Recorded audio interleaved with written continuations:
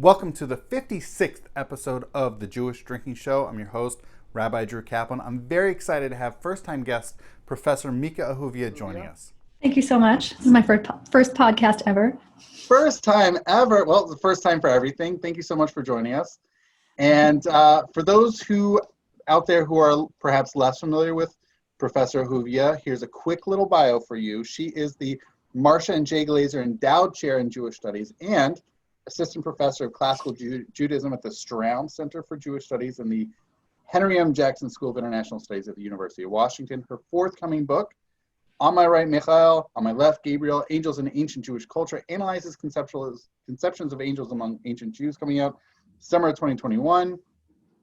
And she's got other stuff, a lot of great stuff. She received her PhD in religion from Princeton University in 2014 with a dissertation on, you guessed it, angels. It was called Israel Among the Angels, a study of angels in Jewish texts from the 4th to 8th century CE. So it's directly relevant to our conversation taking place at the moment. So that's right. I said everything. Awesome. Right? Yeah.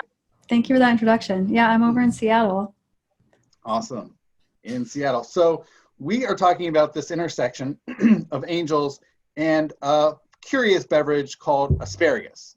So we're talking about angels and alcoholic asparagus, which is doesn't sound super duper appetizing. And I don't know about you, Professor Ahuvia, but when I think of any sort of asparagus beverage, this is super off topic, but I think of the green beverage that Tony Stark drinks in the Iron Man movies.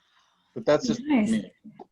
Yeah, I looked at that word and was like, how could it possibly be asparagus? But we're going to solve this mystery. It is very curious. So the text that brings us together at this at this moment, I'm just going to share it for everybody here, which is we have this text in the Babylonian Talmud on Berakhot 51a. I'm just going to embiggen it for everybody. So, you know, I'm just going to quickly read it, which is Rabbi Yishmael ben Elisha said, Suriel, the ministering angel of the divine presence, told me 3 things. 1, do not take your cloak in the morning from the hand of your servant and wear it. 2, do not wash your hands from one who has not washed his own hands. And 3, and this is the kicker, only return a cup of asparagus to the one who gave it to you. And he doesn't, you know, it's funny because the first 2, he doesn't give any reasons. This one, he actually attaches a reason, which is, and this is, I think, good warning for everybody, a band of demons, and some say a band of angels of destruction, that's even worse, wait for a person and say, when will a person encounter one of these circumstances and be captured? Okay, so this is a moment of vulnerability if you don't only return a cup of asparagus to the one who gave it to you. So if you give it to someone else, that's a moment of vulnerability and you're just asking for it. So this is a lot to unpack. And there's one piece of this which is not, like, for me is really bothersome, which is Rabbi Yishmael is a 2nd century Tana, and yet this is sort of floating out. This is sort of like it's not even in a regular Breita, it's not even in a regular non-Mishnaic Tannaitic teaching. It's sort of floating, it's sort of orphaned, which is bizarre and weird, but we're not even going to touch upon that. But this getting one's knowledge or epistemology from a Suriel Sarapanim, this Suriel ministering divine presence angel, is utterly curious. So correct me if I'm wrong, it's not common for rabbis to be reporting that they were informed by an angel or some sort of angelic creature about something of this world, right? It's not that common. That's correct. Elijah is their preferred source of choice. Mm-hmm. Yeah. So, right, yeah, but it's not often they get a named angel.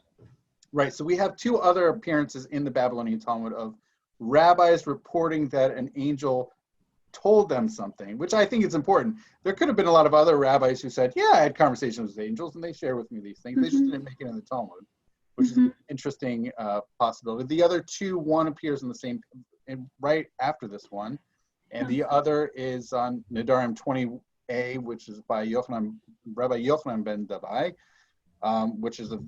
which deserves its own conversation. But for our purposes, we have these 2. What's really fascinating is we have sort of like 3 just social situations, right? And I don't know. How do we go from here? What's the deal with angels? Yeah. So I guess most broadly, let's just talk about what is going on with the angels. Yeah. First of all, I don't think that most rabbis think very highly of the angels, right? Because come on, like they have a direct relationship with God. They have everything they need to know in the Torah. Who needs intermediaries like the angels, right? So like they're not a common source that the rabbis think that they need to turn to. Mm-hmm.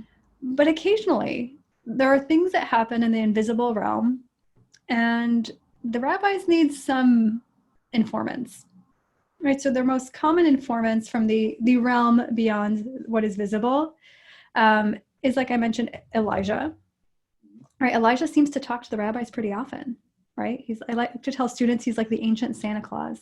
He just seems to be like around and checking in and transmitting knowledge.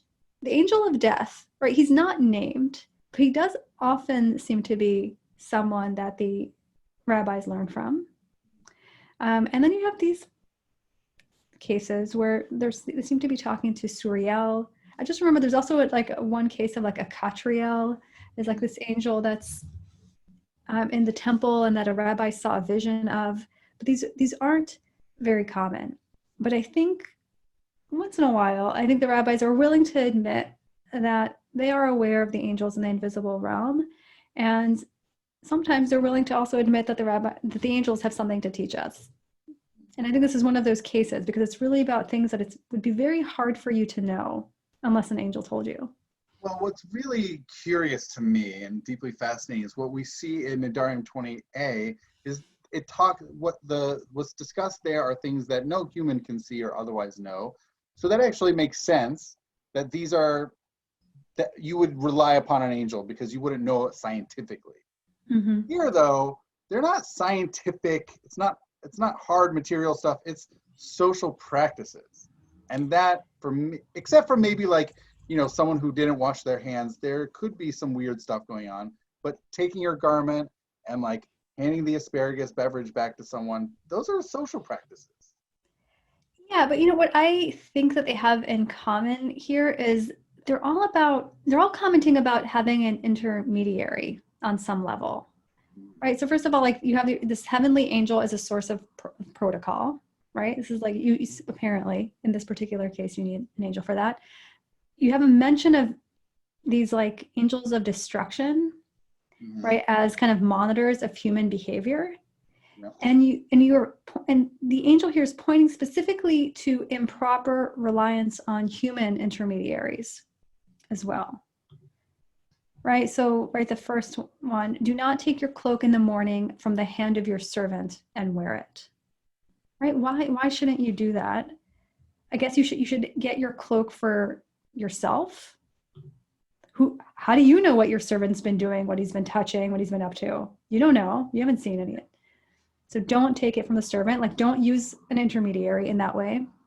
Do not ritually wash your hands from one who has not ritually washed his own hands, right? Like, again, don't rely on somebody to do the right thing. Maybe he's transmitting impurity to you. You don't know. Mm-hmm. And finally, return the cup of the asparagus to the one that gave it to you. Don't yourself become an intermediary for somebody else, So I think there is a clever construction going on here.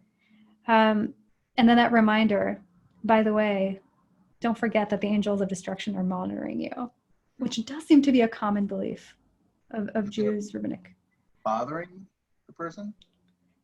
You say well, they can bother you. Okay. We were all surrounded by, we have the good angel and the bad angel. That seems to be a common belief among Jews and Christians in the ancient world. And the angels of destruction, they're like, I like to think of them as like the hall monitors of the ancient world. They're just like, they're writing down when you have a transgression and they will tell on you when you die. So just remember that they're there. That seems to be what's going on. Yeah. So if you don't mind, I want to take a sort of more bird's eye view. I want to step back. So for everybody, I want to take a step back. This is not the only time that we see asparagus mentioned in the Talmud. And actually, this comes at the tail end of a whole discussion about asparagus.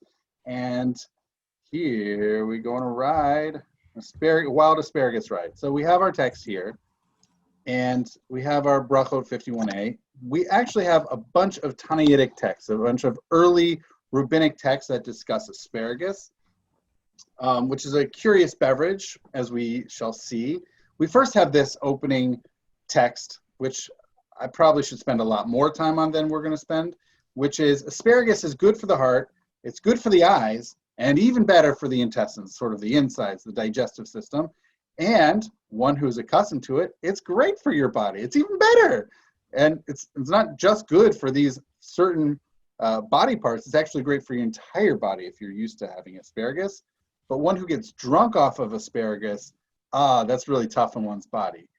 I think I have to insert this right now, which is, it is actually shockingly rare in rabbinic literature to see anybody talking about drunkenness. I don't see it a lot. That's the honest truth. We see drunkenness maybe a few times in the Mishnah. It happens in the Tosefta. It's really not all that common. Mm-hmm. I don't know what that means. I still have to examine all of rabbinic literature and look for all sorts of drunkenness. But I think what's going on is the rabbis are saying drunkenness doesn't really happen that often. And if you're going to go overboard with asparagus, which I don't know about you, Professor Ahuvia, it's not the most appetizing sounding beverage. If you're going to get drunk off of this disgusting this green beverage, it's not going to be good for you. There's too much of a good thing.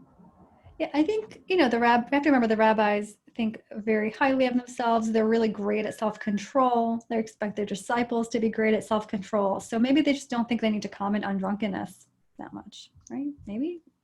It's possible. There's a really interesting text in Ketubot, I think it's 8a or 8b, where they talk about the sages established that there should be 10 cups of wine drunk at the mourner's house. And they said, oh, this is great. Actually, it's actually so good, let's add 4 more. So they added 4 more. They got to 14 cups of wine at the mourner's house. Then they said, wait, now people are getting drunk off of that. We can't mandate, we can't expect that every single time you go to a mourner's house that you are supposed to get drunk. That's just too much of a burden on people and their bodies. So let's go back to just 10 cups of wine at a mourn someone. And then it'll just be reasonable. People will get buzzed, and we won't mandate getting drunk at a moderation. Right? Well, it's moderation. And then it's a totally separate conversation, which I hopefully we'll get to another time, which is how much was it a minimum and how much was it a maximum? Yeah. And watered down wine, right? I'm just gonna give a spoiler. Not like our wine.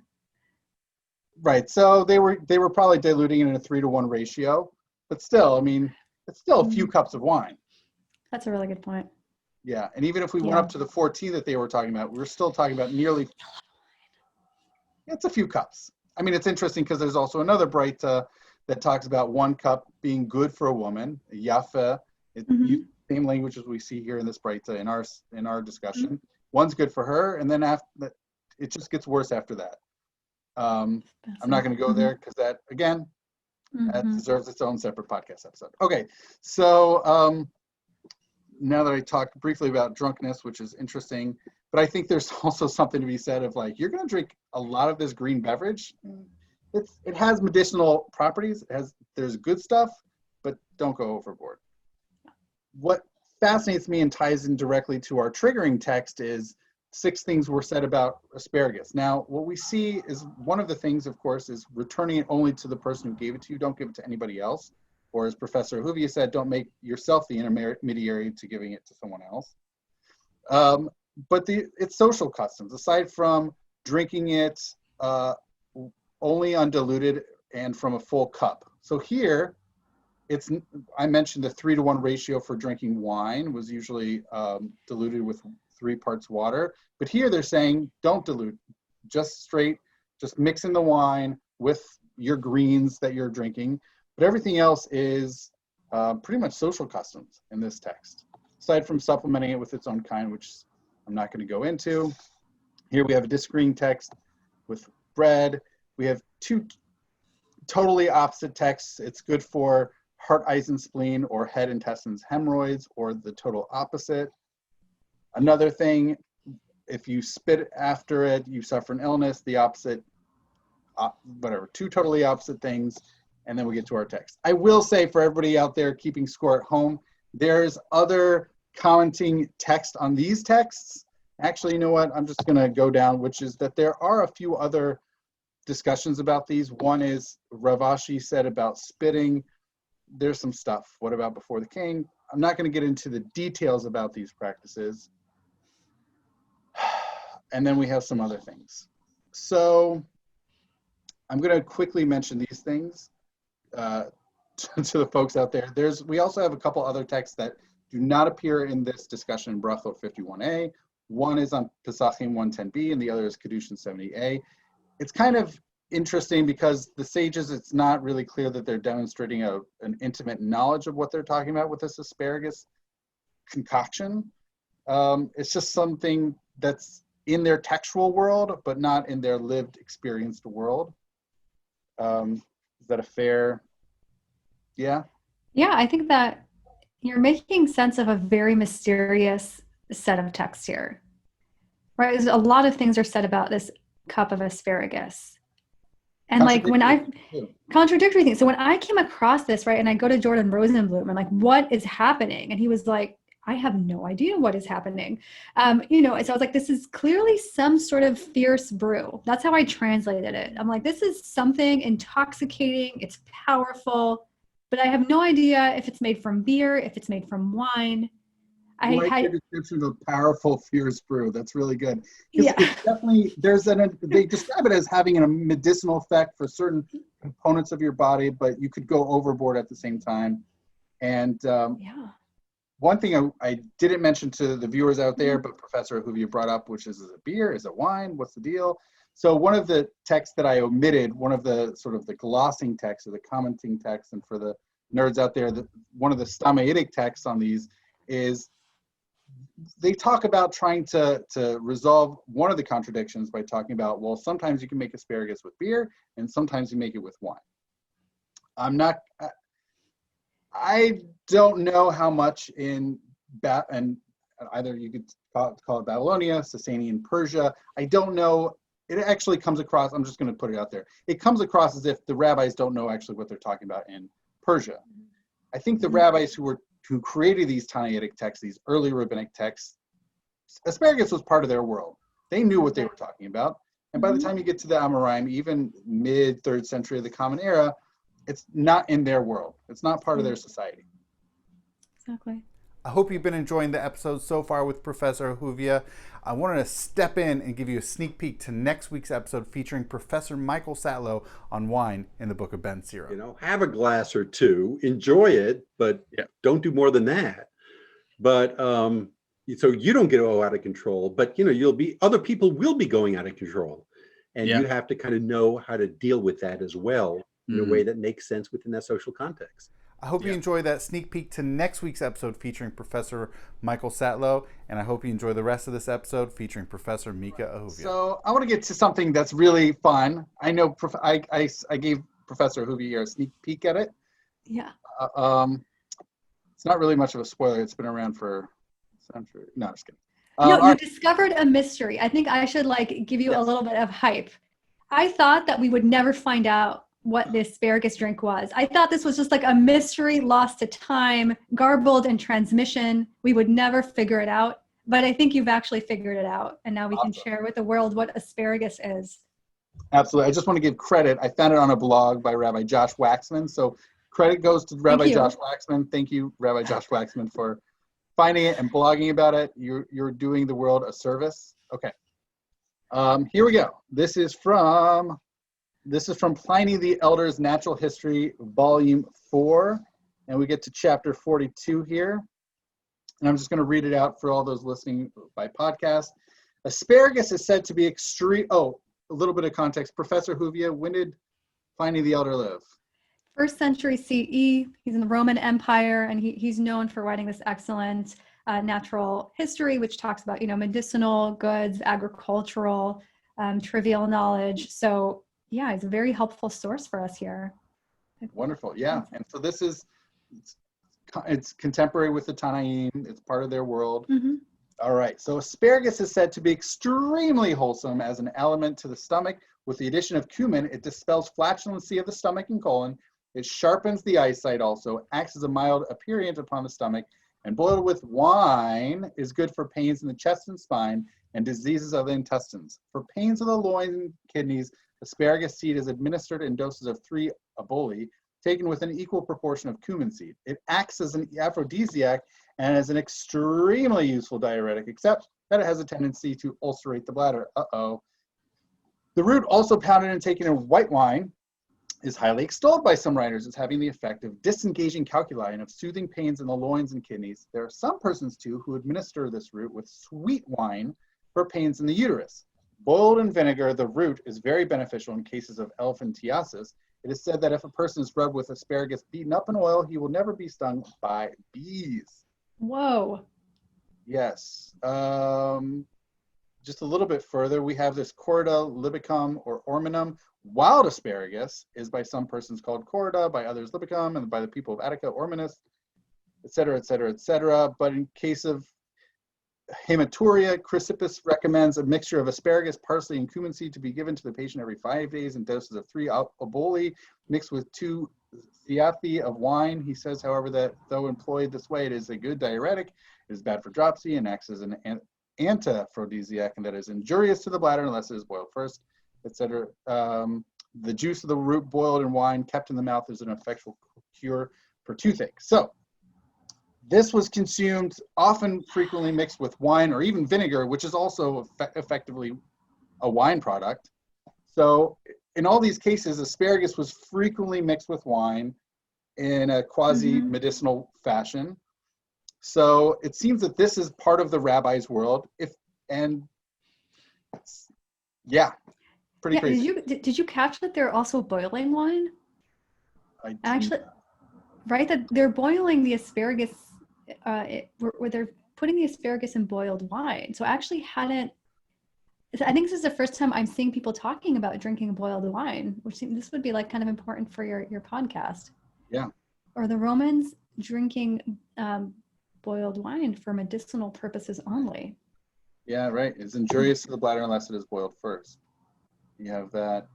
Yeah, if you go farther up, it was mentioned earlier as well. Oh, the first paragraph. So, yeah, this is so fascinating. Yeah, and right here. So it sharpens the eyesight, right? And then boiled with wine, it's good for pains in the chest and spine.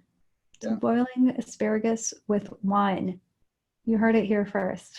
Yeah, and which makes it all the more sense as far as going back to our very first sort of opening for the whole sugya, the whole discussion about it being good for the eyes, it being good for the heart, whatever that means, and also the entire body. Well, it's good for one who's accustomed to it. For the one-offs, it's good for your intestines, good for the eyes, it's good for, I don't know, your heart. I don't know what your heart means.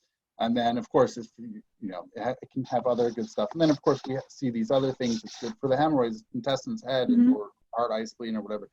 So, yeah. So from that Pliny the Elder text, it's good for all these things. And they're mixing it with wine. Beer is never mentioned, which makes sense because beer is not really part of their world. It's not really part of the Israeli diet. That really is more something that comes later on in Persia because they're a beer country and not a wine country. I have to say, I've always wondered if Pliny the Elder came through the ancient Levant. He also is one of our earliest sources for the Dead Sea Scrolls. So he seems like he's aware of this community in the desert that is all male and like very egalitarian. It's super interesting. And just reading what the Babylonian rabbis, or maybe they're quoting earlier sources, like, did they have these kind of medical texts in front of them? Do they have this natural history? It's a really fascinating discussion. They definitely had the bright toad. They definitely had these Talmudic texts floating around. They just couldn't make heads or tails of them because they were in Babylonia, And in Babylonia, they were just sort of disembodied texts that had nothing to do with their own lived experience, and they didn't make sense to them. Mm-hmm. I mean, they tried to make heads and tails of them, but ultimately not. I'm still not sure what this means as far as going back to our original triggering text of like, what does this mean as far as giving this asparagus back to the person who gave it to you, or what happens if you give it to someone else? Why that would necessarily trigger this vulnerability to this band of demons or band of angels of destruction. We have two possibilities. Yeah, I know. I mean, looking at the Hebrew, like, I mean, they're talking about angels of destructions, and I think the translator was like, what are these angels of destruction? They must mean demons, but they are two separate beings. This is one of the things I argue in my book. The rabbis are aware that you have your angels who monitor good, your angels who monitor bad, and you also have these demons who are just like wreaking havoc everywhere, but don't really, they're not part of the natural order in the same way that angels of destruction are. I think that's my argument. Read the book for that. But looking at this text. So why should you only return a cup of asparagus to the one that gave it to you? Mm-hmm. So clearly this Stamm has no idea why. So he's like, well, because the angel said so. But I mean, like, from what we know, I mean, we could just throw out some ideas. Yeah. Is it just, it's bad etiquette? I don't know. Somebody gives you something medicinal. Do you just like give it to somebody else? Why is somebody drinking asparagus? Yeah, they Someone have is an drinking ailment. Asparagus because they are not feeling well. Their intestines don't feel well.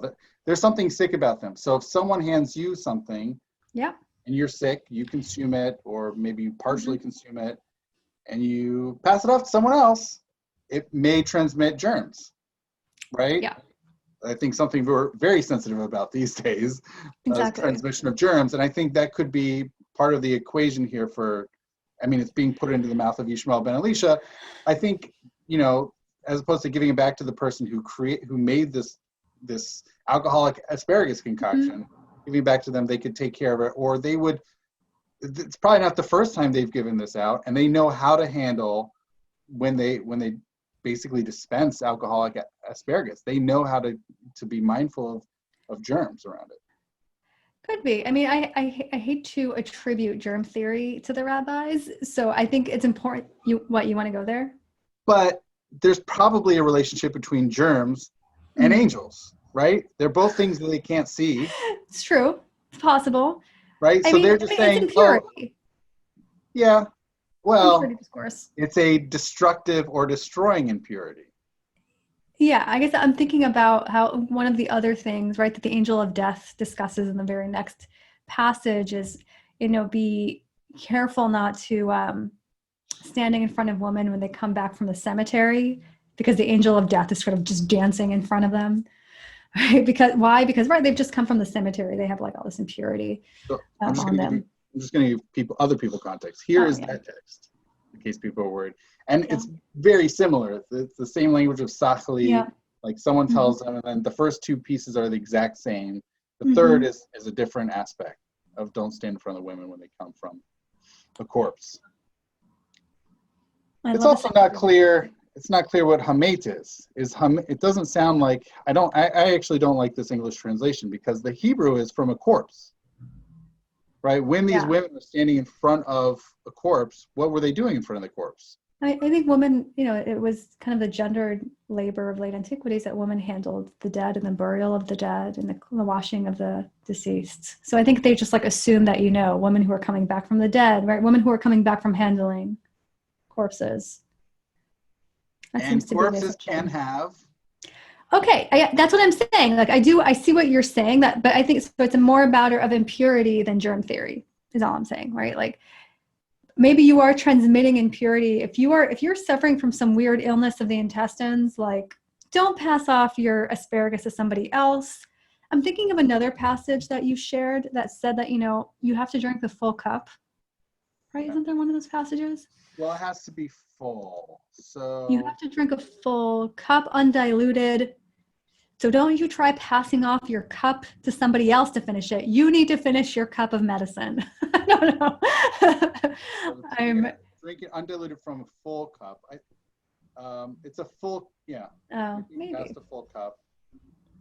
He receives it in his right and he drinks it with his left.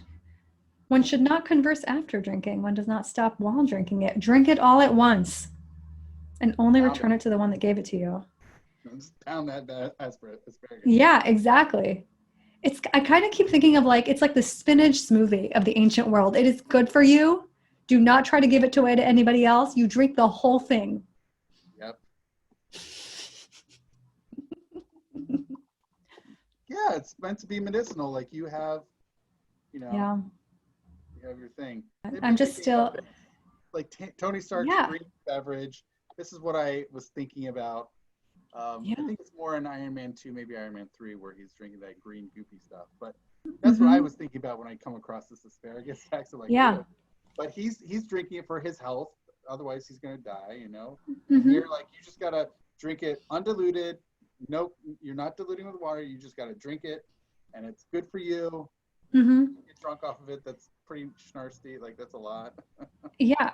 I was driving with my husband today, and we passed like a smoothie shop, and in the window there was like a neon sign that says we have like coconut rum or something, and I was like, who is adding like rum to their smoothies? Well, in the ancient world, apparently they were drinking their asparagus smoothies with wine, boiled wine, delicious boiled wine and asparagus. But could it be that the rabbis could have used angels or sort of little destructive demons as sort of, I know they didn't believe in germs, it wasn't part of their worldview, but as far as destructive aspects from either corpses in that Rabbi Yehoshua Ben Levi piece, or for here as far as passing off germs, you are the angelologist in this conversation, so could those have functioned effectively as a cipher for whatever transmission of bad stuff? Yeah, could they be a source of authority, particularly for this kind of knowledge? No, perhaps. As far as here, this creating this vulnerability when you don't hand the asparagus back to the person, you hand it off to someone else. Could you be transmitting germs if you pass it to someone else? And that's the vulnerability or the right? I mean, it's possible. I think it's all, we will never know for sure, right? That's what I tell my students. So we just have to come up with what is the most likely explanation. And you're not buying it, but it's in play. I do agree. It's plausible. Okay. Yeah, and I just can't see. They can't really explain. So it might as well just be this band of little demons, right? Because the band of demons is out to get you. I mean, the bands of demons is always around. The question is why are they appealed to here? And my general sense is that the rabbis prefer not to give the angels any credit. So they feel like they just have to, they just resort to it when they have no other choice. Look, an angel told me, okay? Just please accept that. Also, I mean, it's interesting because tractate Berakhot is almost the most fertile ground for this stuff. It's not that common in other tractates throughout the Babylonian Talmud to be talking about these sort of damaging demons of one sort or another, right? You see it early on in Masechet Berakhot. You see it at the 59, 57, 60, towards the end of Berakhot, and even here, right? They're popping up.